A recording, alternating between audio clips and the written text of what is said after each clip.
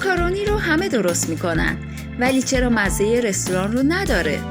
امروز میخوام 5 فوت و فن طلایی بهت بگم که ماکارونیت مثل رستوران خوشمزه بشه. 1. آب کافی برای پخت. اولین نکته اینه که همیشه به ازای هر 100 گرم ماکارونی 1 لیتر آب استفاده کن. این باعث میشه دونه دونه در بیاد و به هم نچسبه. 2. نمک در زمان مناسب. خیلی ها اشتباه میکنن. نمک رو قبل از جوشیدن میریزن، ولی باید صبر کنی وقتی آب جوشید نمک رو اضافه کنی. اینطوری طعم بهتر جذب میشه. 3. زمان پخت دقیق. نکته سوم زمان پخت دقیق ماکارونیه.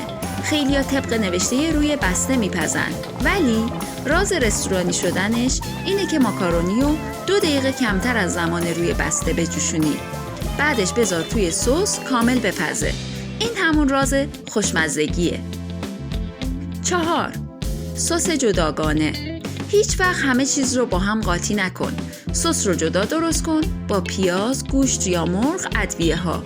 بعد ماکارونی رو باهاش مخلوط کن.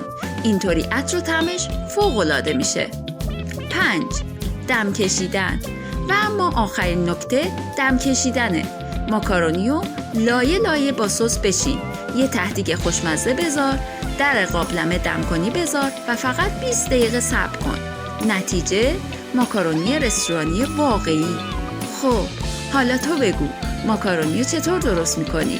کامنت بذار و اگه میخوای رازهای بیشتری یاد بگیری حتما ویدیوهای بعدی رو ببین.